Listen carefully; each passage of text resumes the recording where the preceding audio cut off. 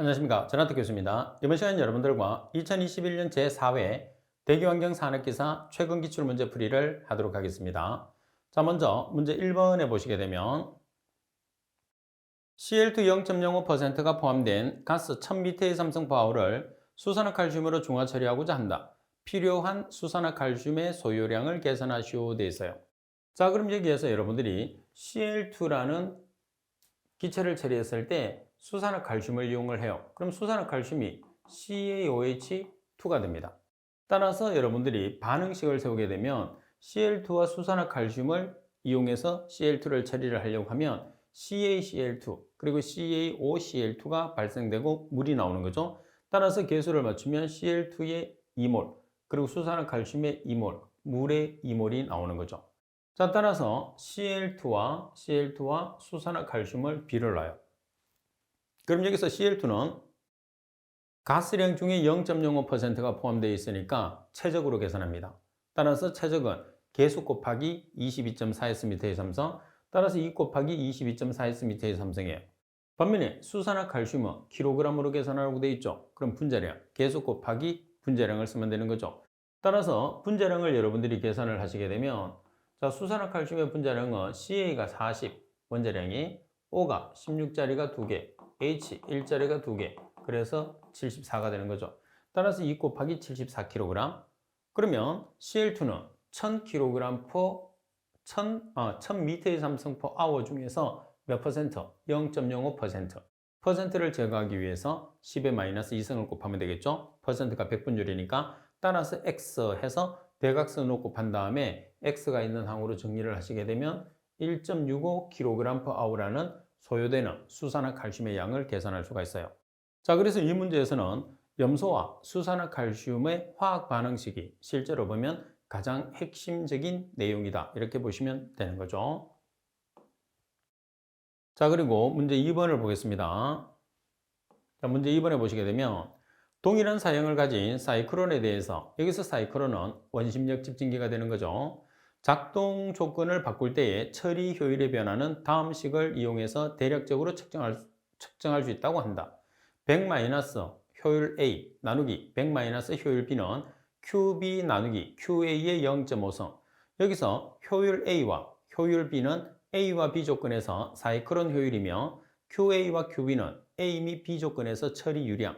만약 80%의 처리 효율을 가진 동일한 사이클론에 대해서 유입구의 유속을 2배로 증가시킬 경우에 처리 효율을 계산하시오. 이렇게 문제가 나왔어요. 자, 그러면 여기서 여러분들이 식을 하나를 바꿔줘야 돼요. 어떤 식을 바꾸느냐 하면 100 효율 A 나누기 100 효율 B는 QB 나누기 QA의 0.5성이라고 되어 있잖아요. 근데 문제 조건에서는 지금 유량이 주어져 있는 게 아니고 속도가 주어져 있거든요. 그래서 QA와 QB 대신에 VA와 VB로 바꿔서 대입해서 문제를 풀어야 되죠. 그래서 QA와 VA 그리고 QB와 VB는 같은 값이라고 생각하시면 돼요. 따라서 식을 이렇게 정리를 합니다. QB 대신에 VB, QA 대신에 VA를 대입을 해요. 자, 그러면 첫 번째 조건에서 효율이 80%예요. 그러면 효율 A가 80%가 되는 거죠. 자, 그런 다음에 지금 문제 조건에 보시면 유입구의 유속을 몇 배로 증가시킨다고 그랬냐면 2배로 증가시킨다고 그랬어요. 그래서 VA가 1일 때 그럼 VB가 2배가 되는 거죠. 그래서 VA가 1 그리고 VB가 2의 0.5성 따라서 효율 B를 여러분들이 계산을 하시면 효율 B는 85.86%라는 값이 나오게 되는 거죠. 자, 식을 정리를 한번 해주면 어떻게 식을 정리할 수 있느냐 하면 자, 100-80을 미리 정리하면 100-80은 20이 되는 거죠. 20 나누기 100- 효율 B는 자, 이 값을 우리가 A라고 봅시다. 상수니까. 자, A라고 하면 A 밑에 1이 생략되어 있어요. 그래서 이 A를 100에도 한번 곱하고 효율 B에도 곱하는 거죠. 그래서 계산을 해보시면 100 곱하기 A 마이너스 효율 B 곱하기 A는 20이 되는 거죠. A가 상수니까 그러면 효율 B를 여러분들이 쉽게 계산할 수가 있을 겁니다. 자, 그리고 문제 3번에 보시게 되면 송풍량이 200m의 삼성파워일 때 송풍기의 회전수가 300rpm, 정압이 60mH/초, 동력이 6kW이다. 만일 회전수가 500rpm으로 변할 때 다음을 계산하시오 돼 있어요. 자, 정압, 동력, 송풍량이에요. 그러면 이 정압이라는 것은 회전속도 변화. 여기서 회전속도 변화라는 것은 R1 분의 R2가 되는 거죠. 자, 따라서 R1이 지금 얼마죠? 300rpm. 그리고 얼마로 변했죠? R2, 500rpm이에요. 따라서 정압은 회전속도 변화의 몇 승의 비례? 2승의 비례. 동력은 회전속도 변화의 3승의 비례. 송풍량은 회전속도 변화의 1승의 비례예요. 그러면 정압을 계산하시오 이렇게 문제가 나오면 주어지는 정압 곱하기 회전속도 변화의 2승. 그리고 동력을 계산하시오 그러면 주어지는 동력 곱하기 회전속도 변화의 3승. 그리고 송풍량을 계산하시오 이렇게 문제가 나오면 주어진 송풍량 곱하기 회전속도 변화의 1승을 하면 되는 거죠. 따라서 정압이라는 것은 주어지는 정압이 지금 얼마로 주어졌죠? 60mH/초. 그리고 회전속도 변화의 2승. 따라서 166.67mH/초가 나왔습니다. 자, 그리고 동력입니다. 동력이 6kW예요. 그리고 회전속도 변화 300rpm분의 500rpm의 3승. 따라서 27.78kW. 자, 그리고 송풍량이 200m의 삼성/hour. 주어진 송풍량 200m의 삼성/hour 곱하기 회전속도 변화 300rpm분의 500rpm의 몇 성? 1성. 따라서 계산하시면 333.33m의 삼성/hour가 되는 거죠. 자, 그래서 이 문제 조건에서는 각각의 정압이나 동력이나 송풍량을 계산을 했을 때 회전속도 변화에 몇 성에 비례하는지가 이 문제의 키포인트라는 것을 꼭 숙지를 해서 정확하게 여러분들이 식을 정립을 해 놓으셔야 됩니다. 자, 그리고 문제 4번을 보겠습니다. 자, 문제 4번에 보시게 되면 직경이 30cm, 유효 높이가 10m의 원통형의 백필터를 사용해서 유량이 20m의 삼성/s이고 먼지 농도가 5g/m의 삼성인 배기가스를 처리하려고 한다. 여과 속도를 2.0cm/s로 할 때 백필터의 소요 개수를 계산하시오 돼 있어요. 자, 그러면 우리가 백필터의 개수를 계산하기 위해서는 지금 백이 원통형으로 생겼거든요. 그럼 단수를 보시면 자, D라는 직경, 자, 그리고 L이라는 유효 높이 또는 길이라고 해요. 그러면 백 한 개의 면적을 계산을 해보면 백 한 개의 면적은 파이 d L이거든요. 그러면 몇 개인지 모르니까 n 개의 면적은 파이 d L n이 되는 거예요. 그죠? 그래서 우리가 식을 나타냈을 때 Q는 면적 곱하기 속도잖아요. 그래서 가스량 Q는 n개의 면적 곱하기 이동하는 속도예요. 그래서 n에 대한 식으로 정리를 하시게 되면 이렇게 정리하는 거죠. 여기서 조심할 게 있어요. 뭐를 조심해야 되느냐면 Q의 시간 단위와 VF의 시간 단위를 일치를 해야 되는 게 첫 번째. 자, 그리고 또 두 번째는 뭐냐면 우리가 개수기 때문에 소수점 처리를 하나요, 안 하나요? 소수점 처리를 하지 않습니다. 그래서 소수점 첫째 자리에서 완전 올림을 해야 된다는 게 또 두 번째 주의를 해야 되는 점이에요. 자, 그럼 계산을 해보겠습니다. Q라는 값이 지금 얼마죠? Q라는 값이 20m의 삼성/s 나누기 파이 곱하기 D라는 직경이 30cm예요. 그럼 0.3m가 들어가겠죠? 그리고 L이라는 값이 10m입니다. 자, 그리고 VF 이동하는 속도가 2.0cm/s. 다시 말해서 0.02m/s가 되는 거죠. 따라서 계산하시게 되면 106.10이 나왔어요. 따라서 소수 첫째 자리에서 1 이상의 숫자를 한 자리를 올리죠. 완전 올림을 시키게 되면 107개라는 n의 값이 계산이 되는 겁니다. 자, 그리고 여러분들 5번에 보시게 되면 연소 분석 결과가 CO2 max가 20%, CO2가 15%, CO가 3% 발생할 때 O2의 농도를 계산하시오 돼 있어요. 자, 우리가 배출가스를 분석했을 때 CO2 max와 CO2와 CO와 O2가 나와 있을 때 CO2 max 구하는 식이에요. 그러면 자, 여러분들은 CO2 맥스 구하는 식을 잘 기억을 해 주셔야 돼요. 21 곱하기 CO2 플러스 CO% 나누기 21 마이너스 O2% 플러스 0.395 곱하기 CO%예요. 근데 문제 조건에서 만약에 CO가 주어지지 않았어요. CO가 주어지지 않으면 여기서 CO를 생략하시면 돼요. 생략하시면 어떤 식이 되느냐 하면 이 식이 되는 거죠. 그래서 지금 풀이에 있는 식과 팁에 있는 식은 같은 식이에요. 어떤 차이가 있느냐? CO의 농도가 주어졌느냐 주어지지 않았느냐죠. 그래서 지금 풀이식에 있는 CO2 max 계산식에서 CO가 주어지지 않으면 CO의 값을 생략을 하면 팁에 있는 식이 나온다는 거. 그러니까 여러분들은 지금 풀이에 있는 이 식을 한 개를 기억하고 계시면 됩니다. 자, CO2 자리에 15%, 그리고 CO 자리에 3%, CO2 max 자리에 20%를 대입하면 자, 남는 미지수가 뭐죠? O2가 나오겠죠. 따라서 O2, 산소의 퍼센트를 계산하시면 3.29%라는 값이 산출이 되는 거죠. 그래서 5번에서는 CO2 max, 우리가 배출되는 가스의 분석치에 따라서 CO2의 max를 계산하는 문제인데 한 개의 식을 이용해서 CO가 있을 때와 없을 때 두 가지로 나누어서 계산을 할 수 있다고 생각을 하시고 반드시 정리를 해서 꼭 숙지를 해야 됩니다. 자, 그리고 문제 6번을 보겠습니다.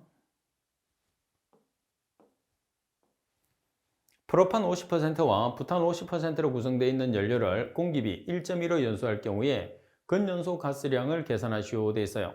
자, 그럼 문제 조건에서 근연소 가스량이라는 것은 GD와 GOD입니다. 그죠?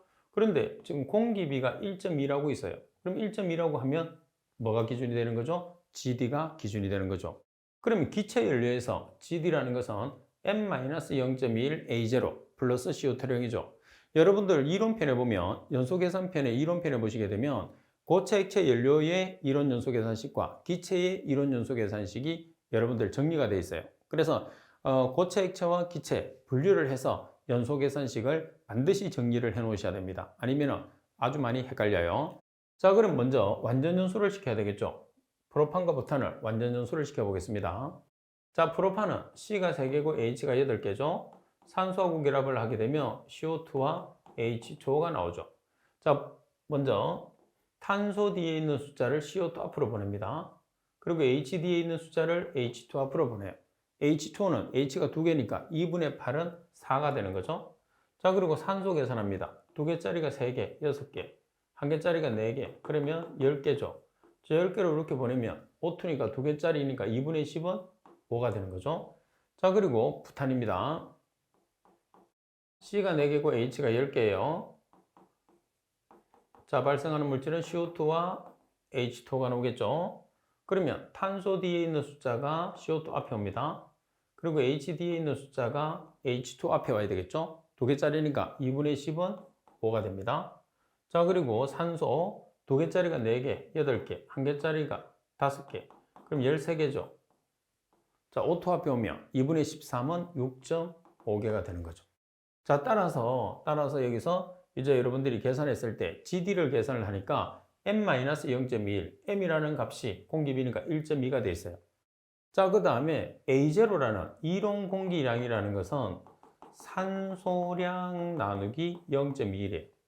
자, 그 다음에 기체에서 최적이라는 것은 개수비 여동이라죠. 따라서 산소가 지금 프로판은 5개, 부탄은 6.5개가 있거든요. 근데 각각 50%씩이니까 5 곱하기 0.5, 6.5 곱하기 0.5가 산소량이 되는 거예요. 여기서 공기 중에 차지하는 산소의 최적비 21%, 0.1로 나누면 이론 공기량이 되는 거죠. 자, 플러스 CO2량 3개 곱하기 0.5, H2량 4개 곱하기 0.5. 그리고 여러분들 지금 건조가스량이니까 CO2만 계산해야 되겠다. 그죠? 3개 곱하기 0.5. 여기서 4는 여기 있는 CO2의 개수죠. 4 곱하기 0.5. 따라서 건조가스량은 H2O가 포함돼서는 안 돼요. 반면에 습가스량은 H2O가 포함됩니다. 따라서 GD를 계산을 하면 실제 근연소 가스량을 계산하면 30.61 S미테일 삼성 S미테일 삼성이 나오겠죠. 자, 여기서 3 곱하기 0.5는 3CO2, 4 곱하기 0.5는 4CO2라는 것을 여러분들이 알고 계시면 됩니다. 자, 그리고 참고적으로 자, 공기를 나타내 보면 자, 공기는 질소와 산소 두 가지로 구성되어 있어요. 따라서 최적비 그리고 질량비. 최적으로 질소는 79%, 질량비로 76.8%. 그럼 산소는 최적비로 21%, 질량비로 23.2%겠죠. 그래서 우리가 사용하는 21%는 이 값을 의미하게 됩니다. 자, 그리고 7번 문제를 보겠습니다. 자, 7번 문제를 보시면 HOG가 총관리동 단위 높이죠. 총관리동 단위 높이 HOG가 1m이고 제거율이 99%일 때 충전탑의 높이를 계산하시오 되어 있어요. 자, 항상 여러분들이 제거율을 이용을 해서 NOG라는 총관리동 단위 수를 계산을 한 다음에 HOG라는 총관리동 단위 높이를 곱해서 뭐를 계산하느냐? 충전탑의 높이를 계산하게 되는 거죠. 자, 그러면 지금 여러분들이 나와 있는 NOG라는 것은 1 마이너스 효율분의 1. 다시 말해서 통과율 역수의 뭐를 취한 값이죠? ln, 자연대수를 취한 값이에요. 그래서 ln 1 마이너스 99%니까 0.99분의 1. 그런 다음에 HOG를 곱하면 바로 4.61m라는 충전탑의 높이가 나오는 거죠. 그래서 이 충전탑의 높이를 계산하는 문제는 NOG, 제거 효율이 주어졌을 때 NOG를 계산할 수 있는지 없는지를 여러분들에게 테스트하는 문제라고 생각하시면 됩니다. 그리고 문제 8번을 보겠습니다. 평판형의 전기 집진기의 집진판의 간격이 25cm, 집진극 전압이 50kV이다. 가스 속도는 1.5m/s, 입자 직경 dP는 0.5 μm, 입자 이동 속도를 계산하시오. 단 P는 2, 마이크로는 8.63 곱하기 10의 마이너스 2성 kg/m라고 되어 있어요. 자, 그럼 먼저 여러분들 입자 이동하는 속도 WE에 대해서 한번 살펴보겠습니다. 자, W 공식은 반드시 암기를 해야 돼요. 1.1 곱하기 10의 마이너스 14성 곱하기 P 곱하기 E의 제곱 곱하기 dP 나누기 마이크로가 되는데 여기서 P라는 것은 계수값이니까 주어져요. 제일 여러분들이 조심을 해야 되는 게 뭐냐면 E가 됩니다. E. 그래서 여기서 E라는 것은 뭐냐면 전압을 볼트로 나타내야 돼요. 전압에서 뭐를 나눠준 값이냐면 집진극과 방전극 간의 거리를 나눠준 값을 E라고 표현을 해요. 그럼 지금 전압이 여러분들 E를 계산을 하게 되면 50kV잖아요. k는 10의 3성이니까 50 곱하기 10의 3성 볼트 나누기 지금 집진극과 방전극 간의 거리가 집진판의 간격이 25cm예요. 그러면 0.25m 나누기 얼마를 해야 되죠? 2를 해야 되죠. 이 값이 뭐가 되는 거죠? 2가 되는 거예요. 그래서 지금 문제 조건에서 2를 계산하는 게 가장 핵심이 됩니다. 그리고 dP라는 것은 보시다시피 입자의 직경입니다. 마이크로미터가 그대로 들어가요. 그리고 마이크로라는 것은 점성계수의 시간 단위가 아워가 그대로 들어간다는 것을 여러분들이 숙지를 해야 돼요. 그래서 WE가 지금 보면 미터 퍼 세크의 단위를 가지거든요. 그러니까 대부분 학생들이 세크로 환산을 하는 사람이 있어요. 환산을 해서는 안 됩니다. 왜 그러냐면 WE를 나타내는 이 식에서 1.1 곱하기 10의 마이너스 14승에서 모든 단위를 다 환산을 해놨어요. 그래서 지금 여러분들 각각의 팁에 보시면 각각의 인자마다 나타내는 단위가 있잖아요. 이 단위를 그대로 대입을 해줘야 되는 게 이 문제 8번에서 가장 중요한 포인트라는 것을 꼭 기억하세요. 그래서 팁에서도 나와 있는 것처럼 점성계수의 시간 단위가 아워가 된다는 것을 꼭 숙지를 해야지 여러분들이 실수를 하지 않습니다. 자, 그럼 대입을 해보면 1.1 곱하기 10의 마이너스 14성 곱하기 P가 얼마죠? 2가 되는 거죠. 자, 그리고 E라는 값은 말씀드린 것처럼 지금 전압을 볼트로 고쳐요. 그러면 50 곱하기 10의 3성 볼트가 되는 거고 나누기 집진극과 방전극 간의 거리예요. 집진판의 간격이 25cm니까 0.25m에서 2를 나눠주시면 집진극과 방전극 간의 거리가 되는 거죠. 전체의 제곱 곱하기 dP가 0.5 마이크로미터 나누기 점성계수 8.63 곱하기 10의 마이너스 2성 kg/m/h 이렇게 대입을 하게 되면 미터 퍼 세크라는 단위가 나온다는 거죠. 따라서 계산하시면 0.02 미터 퍼 세크예요. 자, 그래서 이 문제에서는 W이라는 속도 계산하는 공식을 기억하는 게 첫 번째. 그리고 두 번째는 이 값을 계산하는 것, 그리고 점성도의 단위가 아워 단위가 그대로 들어간다는 게 이 문제에서 가장 중요한 포인트이기 때문에 여러분들이 문제풀이를 하면서 이 포인트를 반드시 숙지를 하면서 문제풀이를 하셔야 됩니다. 자, 그리고 문제 9번을 보겠습니다. 자, 문제 9번에 보시게 되면 연돌레의 배출가스의 평균 온도는 320도씨, 배출가스 속도가 7m/s, 대기 온도가 25도씨이다. 통풍력을 65mH초로 하기 위해 연돌의 높이를 계산하시오. 공기와 배출가스와의 비중량은 1.3kg/m의 삼성, 연돌레의 압력은 무시한다고 되어 있어요. 자, 여러분들이 통풍력을 계산했을 때, 통풍력이라는 것은 뭐냐면 연기가 빠져나가는 힘이에요. 그러면 연기가 빠져나가는 힘, 통풍력에서 가장 중요한 요소는 당연히 뭐가 되느냐 하면 굴뚝의 높이입니다. 그리고 배출되는 가스의 온도, 그리고 대기 온도, 이 세 가지가 가장 중요해요. 따라서 통풍력을 계산을 하라고 하면 355로 계산되는 식, 이 식 하나만 기억하시면 돼요. 실제로 통풍력을 계산하는 식은 세 가지가 있거든요. 그 중에 여러분들이 지금 보고 있는 이 식으로 계산하면 모든 식을 다 계산할 수 있어요. 자, 355 곱하기 H 곱하기 273 플러스 TA분의 1 마이너스 273 플러스 TG분의 1이죠. 여기서 H라는 것은 굴뚝의 높이, 그리고 273을 더해놓은 것은 절대 온도로 나타내기 위해서예요. 자, 그러면 통풍력이 지금 얼마로 주어졌느냐 하면 65mH초로 주어졌어요. 자, 그리고 H를 계산하라고 되어 있죠. 자, 그런 다음에 대기 온도가 지금 몇 도죠? 대기 온도가 25도씨, TA가 25도씨, 가스 온도, TG가 320도씨예요. 따라서 H를 계산하시오. 이렇게 문제가 나왔으니까 통풍력의 높이는 109.68m라는 값이 산출이 되는 거죠.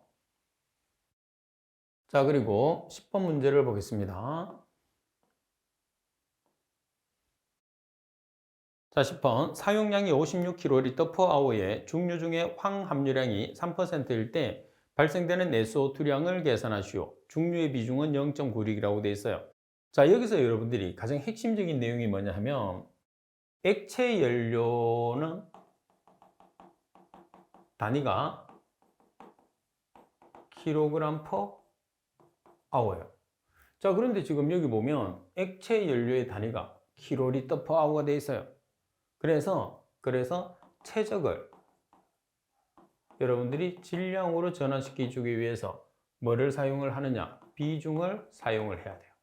그래서 여기서는 비중의 단위를 기억을 해야 되는데 킬로그램, 최적에서 킬로그램이라고 되어 있잖아요. 그러면 비중의 단위가 g/cm의 삼성, g/ml, 그리고 kg/리터, 그리고 톤/미터의 삼성이거든요. 근데 킬로그램 단위가 나와야 되니까 여기서 킬로그램을 가지고 있는 것은 이거 하나밖에 없어요. 그래서 비중의 단위가 kg/리터가 되는 거예요. 그러면 지금 주어지고 있는 단위에서 리터/아워의 비중, kg/리터라는 비중을 곱해요. 그러면 뭐가 되느냐 하면 kg/h가 되는 거죠. 그래서 이 문제의 핵심이에요, 지금. 자, 그러면 자, SO2가 되기 위해서는 S 플러스 O2가 SO2죠. S의 분자량이 32kg. 아황산가스의 체적이 22.4S의 삼성이에요. 그럼 연료 56kL를 우리가 비중의 단위를 kg/L를 쓰니까 kL를 리터로 바꿔요. 그럼 얼마를 곱하면 되죠? 10의 삼성. 따라서 56 곱하기 10의 삼성 리터/h가 됐어요. kL가 리터가 된 거죠. 그런 다음에 비중을 곱해요. 0.96 kg/L라는 비중을 곱하는 거죠. 따라서 리터 없어지고 kg/h. 그러니까 우리가 필요한 단위가 있는 비중의 단위를 사용하는 거죠. 이 중에 황분이 몇 퍼센트? 3%. 따라서 X 하면 아황산가스의 발생량이 얼마가 되는 거죠? 1128.96 S미터의 삼성 per/h라는 아황산가스가 발생을 하게 되는 거죠. 자, 그래서 10번 문제 같은 경우에서는 비중의 사용 용도입니다. 그래서 비중의 사용 용도에서 비중의 단위를 찾아내기 위해서는 여러분들이 액체 연료는 kg/h로 표현을 해야 된다는 것을 기억을 하시게 되면 비중 단위 중에 kg이 들어가는 비중의 단위를 사용하면 된다. 그러면 비중의 단위가 kg이 들어가는 비중의 단위가 kg/L니까 연료에 지금 주어지는 단위는 부피 단위 중에서 리터/h로 만든 다음에 비중을 곱하면 전체적인 연료 단위가 kg/h가 된다는 것을 지금 여러분들이 숙지를 하고 계시면 돼요. 자, 그리고 11번 문제를 보시게 되면 원심력 집진 장치. 원심력 집진 장치의 가장 대표적인 장치가 사이클론이죠. 원심력 집진 장치에서 블로다운 방법에 대해서 서술하고 효과를 세 가지 써시오. 아주 자주 나오는 문제니까 꼭 숙지하세요. 자, 방법을 보시면 사이클론의 집진 효율을 높이는 방법이에요. 사이클론이 원심력 집진 장치의 대표적인 장치거든요. 자, 그리고 하부의 더스트 박스에서 처리 가스량의 5에서 10% 정도를 처리한다. 자, 여기에서 5에서 10%라는 말은 정확한 수치가 들어가야지 정답으로 인정을 해줍니다. 자, 그리고 사이클론 내에 난료 현상을 억제시킴으로써 먼지의 재비산을 막아주고 장치 내벽 부착으로 일어나는 먼지의 축적도 방지를 해주는 방법이에요. 자, 이름으로써 블로다운 효과는 어떤 게 있느냐 하면 효과는 포집된 먼지에서 재비산을 방지하는 효과, 그리고 유효 원심력을 증대시키는 효과, 그리고 집진 효율을 증가시키는 효과가 나타나는 거죠. 그래서 블로다운의 방법과 블로다운의 효과는 반드시 여러분들이 숙지를 해서 자주 출제되는 시험에 꼭 대비를 해 주셔야 됩니다. 아마 여러분들 질소산화물의 저감법과 아마 블로다운 방법이나 효과가 가장 많이 나올 거예요. 이론적인 내용에서. 자, 그리고 12번 문제를 보겠습니다. 자, 12번에 보시면 다운와시와 다운드래프트 현상이 발생되는 원인과 방지 대책을 써시오 돼 있어요. 그러면 다운와시라는 것은 뭐냐 하면 자, 이렇게 굴뚝에서 연기가 나가요. 근데 지금 굴뚝 바로 아래로 연기가 말려 들어가요. 왜 그러냐면 지나가는 풍속과 배출되는 가스의 속도의 차이 때문에 발생하는 현상이에요. 반면에 다운드래프트라는 것은 자, 연기가 이렇게 나가는데 주위 건물이 있어요. 그러면 주위 건물 뒤에 가서 연기가 말려 들어가는 거예요. 그 왜 그럴까요? 굴뚝의 높이와 주위 건물 높이가 맞지 않기 때문이죠. 자, 그럼 방지책은 보면 자, 원인은 배출되는 가스의 속도가 풍속보다 작아서 배출가스가 굴뚝 아래로 말려 들어가요. 원인은 배출되는 가스의 속도가 풍속보다 작기 때문이에요. 그럼 방지책은 배출되는 가스의 속도를 풍속보다 크게인데 몇 배 이상? 2배 이상을 유지해 주시면 돼요. 반면에 다운드래프트는 굴뚝의 높이가 주위 지형이나 건물 높이보다 낮아요. 그래서 건물 뒤쪽으로 연기가 말려 들어가는 현상이거든요. 그럼 어떻게 방지하면 되죠? 자, 낮은 굴뚝의 높이를 주위 건물보다 어떻게 2.5배 이상 유지를 해주시면 다운드래프트를 완전히 방지할 수 있는 거죠. 그래서 여기서도 여러분들이 그림을 그려드린 것처럼 다운와시와 다운드래프트 현상을 먼저 알고 있어야 돼요. 알고 있어야지만이 원인과 방지책을 여러분들이 설명을 할 수가 있는 거죠. 그죠? 자, 그리고 13번 문제를 보겠습니다. 자, 13번. 세정집진장치의 장점과 단점을 세 가지씩 쓰시오. 세정집진장치라는 것은 물을 이용해서 처리를 하죠. 그래서 가스와 입자를 동시에 처리할 수 있는 반면에 장치가 크게 되면 많은 물을 사용을 해야 되기 때문에 폐수 처리에 문제가 발생하기 때문에 보통 소형 소용량으로 사용하는 게 일반적인 특징이라고 보시면 되겠죠. 자, 먼저 장점을 보시게 되면 가동 부분이 적어요. 그래서 조작이 간단합니다. 왜? 소용량으로 사용하기 때문에. 자, 그리고 가장 큰 장점은 입자상 물질과 가스상 물질을 동시에 제거할 수 있다는 장점을 가지게 되죠. 자, 그리고 또 건식에서 처리할 수 없는 고온 가스 및 폭발성 가스 처리가 가능하다는 게 세정 집진 장치의 가장 큰 장점이기도 해요.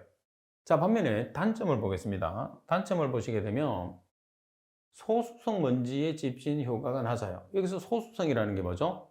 물에 잘 녹지 않는. 그래서 세정 집진기 같은 경우에서는 물에 잘 녹는 물질은 처리 효율이 우수한데 반해서 물에 잘 녹지 않는 소수성 같은 경우에서는 처리 효율이 떨어진다 이렇게 보시면 되겠죠. 자, 그리고 다른 장치에 비해서 압력 손실이 커요. 그래서 동력 소모가 많아지겠죠. 그리고 물을 사용하기 때문에 처리 시 많은 물이 필요해요. 많은 물이 필요하니까 뭐가 발생해요? 폐수가 발생한다는 문제점을 가지기도 합니다. 따라서 장단점을 서술해 주시면 되고요. 자, 그리고 14번 문제를 보겠습니다. 대교용 공정시험 기준에 정해진 다음의 용어의 정의를 설명하시오. 단 용어에 관련된 수치를 반드시 기재할 것 돼 있어요. 자, 1번에 밀봉용기, 2번에 방울수, 3번에 적시. 1번에 밀봉용기는 숫자가 없으니까 기재하지 않아도 되지만 2번에 방울수와 적시는 숫자가 들어가 있기 때문에 반드시 숫자를 기입을 해서 설명을 하라는 거죠. 자, 밀봉용기라고 하면 물질을 취급 또는 보관하는 동안에 기체 또는 미생물이 침입하지 아니하도록 내용물을 보호하는 용기죠. 그래서 밀봉용기의 핵심은 기체 또는 미생물을 차단한다는 거죠. 자, 그리고 기밀용기는 공기, 그리고 밀폐용기는 이물질, 차광용기는 광선을 차단하는 용기가 됩니다. 자, 그리고 방울수라는 것은 온도가 20도씨에서 몇 방울, 20방울을 떨어졌을 때 그 부피가 1ml가 되는 것을 뜻합니다. 방울수라는 것은 20도씨에서 20방울을 떨어뜨렸을 때 그 부피가 1ml. 자, 그리고 적시라는 것은 몇 초 이내, 30초 이내에 표시된 조작을 하는 것을 우리가 적시라고 이야기를 하게 되는 거죠. 자, 그리고 15번입니다. 15번에 보시면 여과 집진 장치의 단점을 4가지 써시오 되어 있어요. 자, 여과 집진기라는 것은 건식 집진기 중에서 주처리 장치가 되는 거죠. 그래서 건식 집진기 중에서 효율이 가장 우수한 장치라고 보시면 됩니다. 따라서 세정 집진 장치와 서로 반대가 됩니다. 자, 폭발성 먼지 제거가 어렵죠. 반면에 세정 집진 장치는 폭발성 먼지 제거가 용이합니다. 자, 그리고 수분이나 여과 속도에 대해서 적응성이 떨어지는 게 여과 집진기, 왜? 건식이기 때문에. 자, 그리고 여과제가 사용되니까 여과제를 교환을 해야 되겠죠. 그래서 여과제를 교체함으로써 유지비가 많이 들죠. 자, 그리고 점착성 먼지의 제거가 어렵습니다. 점착성 먼지는 어떤 장치를 이용하죠? 물을 사용하는 세정 장치를 이용하죠. 그래서 폭발성 먼지의 제거나 점착성 먼지의 제거는 세정 집진기에서는 가능하지만 건식이 되는 여과 집진기에서는 불가능한 거죠. 따라서 여과 집진기는 물을 사용하지 않기 때문에 수분이 들어가게 되면 적응성이 떨어져요. 그 다음에 여과 집진기는 여과제를 사용하니까 여과제, 우리 집에 전등하고 똑같아요. 수명이 있기 때문에 그 수명이 다 되면 여과제를 교체를 해야 되잖아요. 교체를 해야 되니까 유지비가 아무래도 다른 장치에 비해서는 많이 들어갈 수밖에 없겠죠. 자, 그리고 16번 문제를 보시게 되면 불화수소가 HF입니다. 공정상 H2SiFU, H2SiFU이 규불산입니다. 그리고 불화수소라는 게 HF죠. 자, NaOH를 우리가 가승소다라고 하죠. 또는 수산화나트륨 또는 수산화소듐. 자, 처리했을 때 발생되는 고체상 부산물을 쓰시오 돼 있어요. 그러면 H2SiF6이라는 규불산을 NaOH를 넣어요. 그러면 Na2SiF6과 H2O가 나오는 거죠. 따라서 지금 부산물로 발생되는 것은 Na2SiF6이에요. 따라서 Na2SiF6을 우리가 뭐라고 하냐면 규불산 나트륨이라고 그러죠. 그래서 H2SiF6이라는 규불산과 NaOH를 반응을 시키게 되면 부산물로 회수되는 물질은 규불산 나트륨이 되겠죠. 자, 그리고 17번 문제입니다. 대기 안정도를 판별하는 방법 4가지를 쓰시오. 자, 먼저 그래프로 우리가 나타내면 건조단열성과 실적 기온 감률을 이용해서 나타내는 건조단열 감률. 자, 그리고 공식에서 나온 숫자를 이용해서 나타내는 리차든 선수. 자, 그리고 파스켈 지수, 그리고 온이, 이렇게 4가지를 가지고 대기가 중립이냐, 과단열이냐, 역전이냐를 판단할 수 있습니다. 건조단열 감률, 리차든 선수, 파스켈 지수, 온이가 있습니다.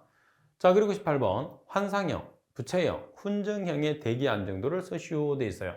자, 먼저 환상형을 보시게 되면, 자, 환상형은 연기가 이렇게 자기 마음대로 흘러가는 거죠. 왜? 바람이 자기 마음대로 난류가 형성되기 때문에. 그래서 환상형은 과단열 조건, 다시 말해서 과단열 조건은 매우 불안정한 상태가 됩니다. 자, 그리고 부채형은 연기 끝이 이렇게 모아져요. 그래서 뱀이 기어가는 모양이라고 그러죠. 끝이 모아진다는 소리는 바람이 불지 않는다는 소리예요. 왜 바람이 불지 않을까요? 대기가 안정하기 때문에. 그래서 역전 조건이라는 것은 매우 안정한 상태를 뜻합니다. 다시 말해서 환상형과 부차형은 반대 현상이 되는 거죠. 안정도로 봤을 때. 자, 그리고 훈정이라는 것은 다른 연기 모양으로 변해가는 중간의 형태를 뜻해요. 그래서 고공이 역전이고 연기가 아래쪽 지표 쪽으로만 흘러가는 형태를 훈정형이라고 하죠. 그러니까 고공은 역전, 지표가 과단열. 바람이 부는 쪽은 무조건 과단열 조건이에요. 바람이 불지 않는 쪽은 역전입니다. 그래서 환상형은 과단열 조건이라고 나타내 주시면 되고, 그리고 부차형은 역전 조건, 훈정형은 지표, 고공 두 가지로 나타내야 되니까 지표는 과단열 조건, 고공은 역전 조건으로 표기를 해주시면 되죠. 자, 그리고 19번 문제를 보겠습니다. 이산화질소 N2O가 대륙권 및 성층권의 존재 시 미치는 영향에 대해서 쓰시오. 자, N2O는 특이하게 대륙권과 성층권에 미치는 영향이 있어요. 그죠? 자, 대륙권에서는 온실가스, 그리고 성층권에서는 오존층 파괴 물질로 작용을 하는 게 뭐가 되는 거죠? N2O라는 아산화질소가 되는 거죠. 자, 그리고 20번 문제를 보겠습니다. 전기집진 장치에서 발생되는 재비산 현상의 원인 및 대책을 두 가지씩 쓰시오 돼 있어요. 자, 그러면 이 조건 자체 내에서 우리가 전기집진기에서 정상 범위를 볼게요. 정상 범위라는 것은 효율이 우수한 범위예요. 자, 얼마가 되죠? 10의 4승에서 10의 11승 옴센치죠. 그러면 여기서 10의 4승 옴센치 이하가 되면은 재비산 현상이라고 해요. 그리고 10의 11승 옴센치 이상이 되면 역전리 현상이라고 해요. 그러면 지금 여기에서는 재비산 현상에 대한 원인과 대책을 쓰시오 그랬어요. 자, 재비산 현상은 전기 저항이 높을 때, 낮을 때, 낮을 때. 그래서 전기 저항이 낮을 때, 정확하게 얘기하면 10의 4승 5cm 이하가 됐을 때. 자, 그리고 입구의 유속이 클 때 발생을 해요. 반면에 우리가 방지를 하기 위해서는 우리가 역전리나 재비산은 어떤 장치에서 발생하죠? 그렇죠. 건식에서 발생해요. 그러면 장치를 섭식으로 전환을 시키면 되죠. 따라서 섭식 집진 장치를 사용하시면 돼요. 그리고 약품을 주입해서 우리가 방지를 하기 위해서는 뭐를 주입하죠? NH3라는 암모니아를 주입을 해서 우리가 전기 집진기에서 발생하는 재비산 현상을 방지할 수가 있는 겁니다. 그래서 지금 재비산 현상이 나왔기 때문에 역전리 현상과 재비산 현상의 원인과 대책은 여러분들이 반드시 숙지를 해 주셔야 돼요. 지금 자주 나오고 있습니다.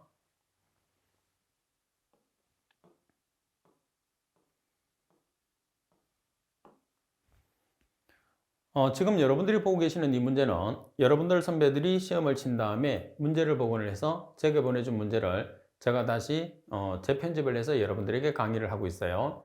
아무래도 시험을 치는 여러분들이 가장 정확하게 문제를 복원할 수 있겠죠. 따라서 여러분들이 시험을 치고 난 다음에 대구 오셔서 문제를 복원해서 제게 보내주시면 제가 여러분들 후배들을 가르치는데 아주 많은 도움이 됩니다. 그래서 여러분들의 적극적인 참여를 꼭 부탁을 드리겠습니다. 자, 복원된 문제는 어디로 보내주시느냐 하면 제가 사용하는 메일로 보내주시면 돼요. kwe7002 한메일넷으로 보내주시면 제가 그 문제를 다시 편집을 해서 학생들을 가르치는데 요긴하게 사용하도록 하겠습니다. 여러분들의 적극적인 참여를 꼭 부탁을 드릴게요. 자, 그리고 여러분들이 공부를 하실 때 대부분이 한 번 정도 보고 우리가 그 문제를 숙지를 하거든요. 그렇게 하면 암기하는 형식밖에 안 돼요. 어차피 암기를 한다는 생각으로 여러분들이 공부를 하는 것보다는 일단 수업 자체를 여러 번 반복적으로 학습을 해서 일단 그 내용을 자꾸 눈이나 귀로 익혀 놓으셔야 돼요. 그런 식으로 자연스럽게 일단 접한 다음에 그 내용 자체를 자연스럽게 접한다는 소리는, 그리고 몇 번 여러분들이 반복한다는 소리는 어느 정도 그 내용을 이해를 할 수 있거든요. 계산하는 문제도 마찬가지, 이론 문제도 마찬가지. 그래서 어느 정도 여러분들이 이해를 한 다음에 숙지를 하는 거 하고, 암기를 하는 거 하고, 그리고 이해를 하지 않은 상태에서 숙지를 하는 거는 여러분들 기억력의 차이가 상당히 많이 날 수 있어요. 그리고 정확하게 이해가 안 되면 단위 환산이나 조건 자체를 약간 바꿔놓으면 실수를 할 수가 있거든요. 그래서 반복적인 학습을 통해서 공부를 할 수 있도록 하십시오. 자, 이번 시간 수업은 이것으로 마치도록 하겠습니다. 수고하셨습니다.